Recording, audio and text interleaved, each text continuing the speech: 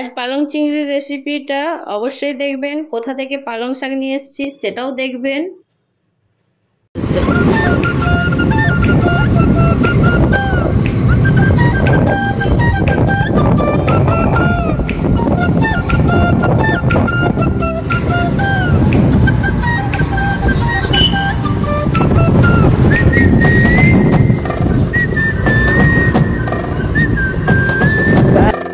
মাঠে পৌঁছে গেছি।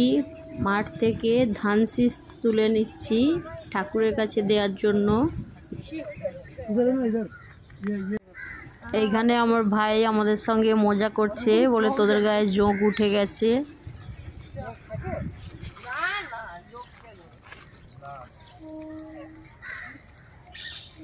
এই ভুট্টা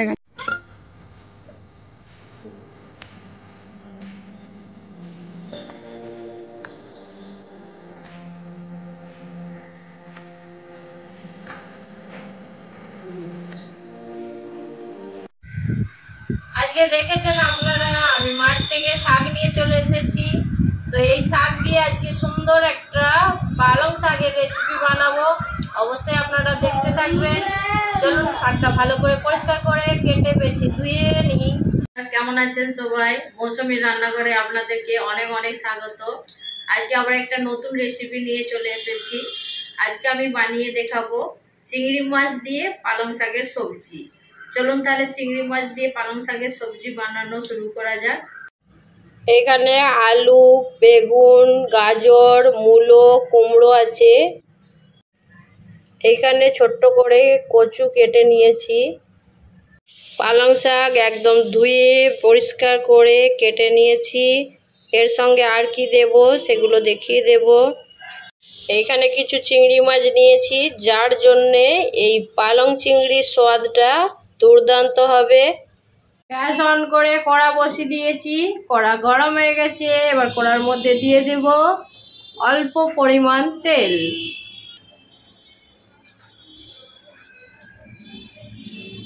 এখানে সরষের তেল দেব, যেহেতু রান্নাটা সরষের তেলেই হবে।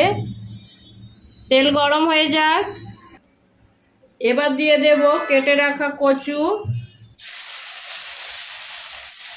কচুটা একটু ভাজা করে নেব আগে।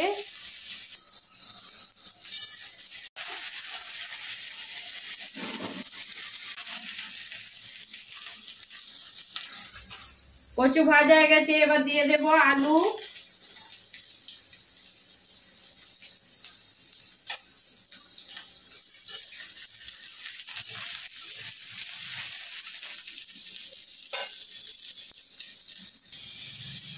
গাজর আর বেগুনটা দিয়ে দেবো এবার।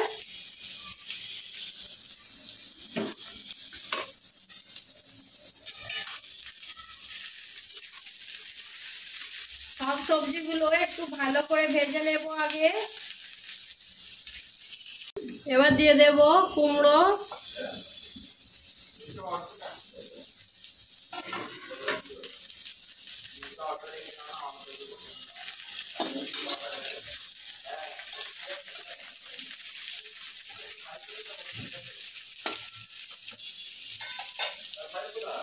5 মিনিট ঢাকা দিয়ে রেখে দেব, সবজিটা একটু নরম হয়ে যাবে।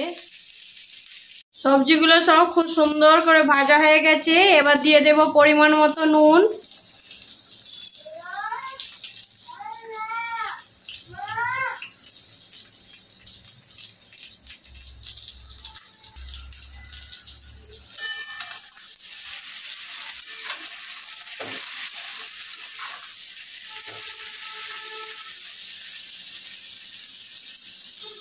দু মিনিট আরো ভেজে নেব, নুনটা দিয়েছি যেহেতু। এবার দিয়ে দেব কেটে রাখা মূলো। মূলোটা আমি আগে কেন দিলাম না সেটাও একটু বলে দেব। এখানে ছোট্ট টিপস, মূলো খুব বেশি সেদ্ধ হয়ে গেলে হালকা একটু তেতো ভাব হয়ে যায়, আর মূলোটা একটু শক্ত থাকলে খেতেও খুব সুন্দর লাগে। সেই জন্য মূলোটা আমি একদম শেষের দিকে দিলাম, যাতে মূলোটা বেশি সেদ্ধ না হয়।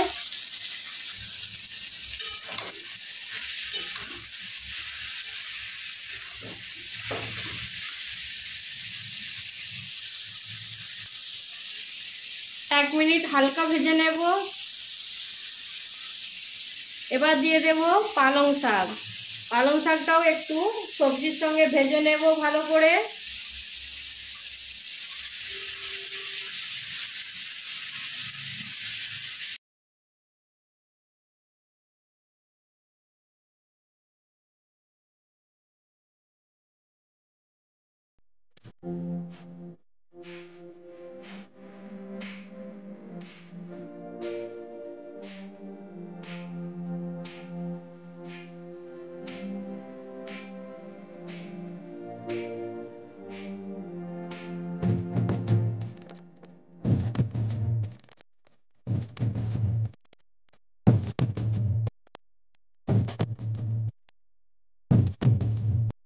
সুন্দর করে পালং শাকটা সবজির সঙ্গে মিশিয়ে নেব।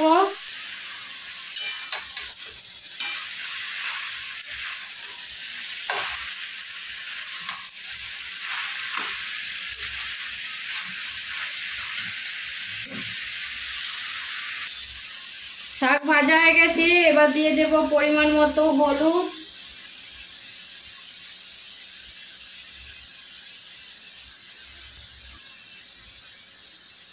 দিয়ে দেব 1 চামচ জিরে গুঁড়ো। এখানে লঙ্কা দেব না একদম, আপনারা চাইলে লঙ্কাটা দিতে পারেন, আমি লঙ্কাটা দিচ্ছি না। এখানে কচু আছে সেই জন্য আমি লঙ্কাটা এখানে একদমই দেব না।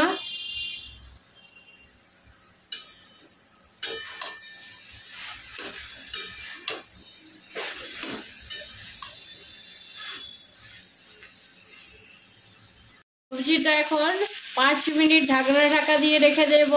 এই ফাঁকে আমি চিংড়ি মাছটা যে দেখিয়েছিলাম সেটা ভেজে নিয়ে চলে আসব। চিংড়ি মাছগুলো ধুয়ে বেছে পরিষ্কার করে নিয়েছি, এবার নুন হলুদ দিয়ে ভেজে নেব।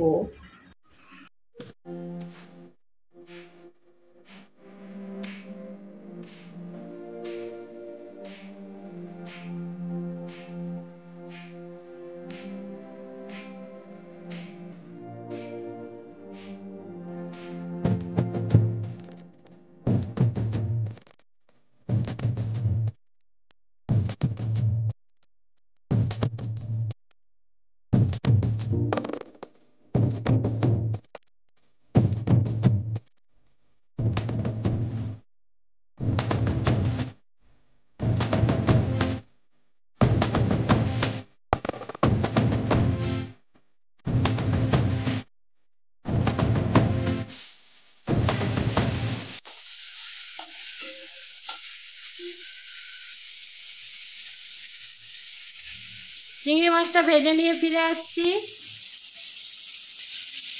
চিংড়ি মাছ ভাজা হয়ে গেছে, এবার নামিয়ে নেব। সবজির মধ্যে দিয়ে দেব অল্প জল, একদম খুব সামান্য দেব। এবার সবজির মধ্যে ভেজে রাখা চিংড়ি মাছ দিয়ে দেব। ভালো করে সবজিটা মিশিয়ে নেব।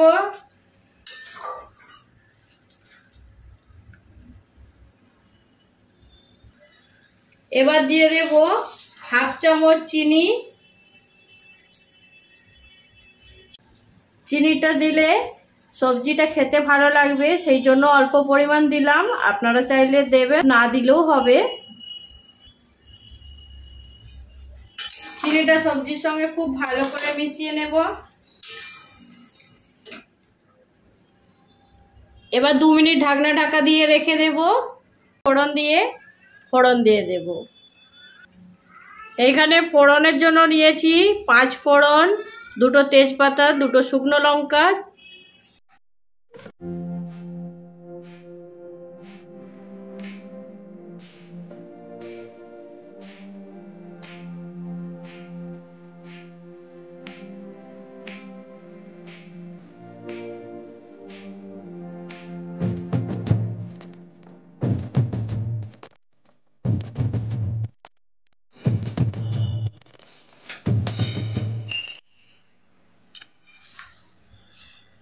তরকারিটা খুব ভালো করে মিশিয়ে দিলাম।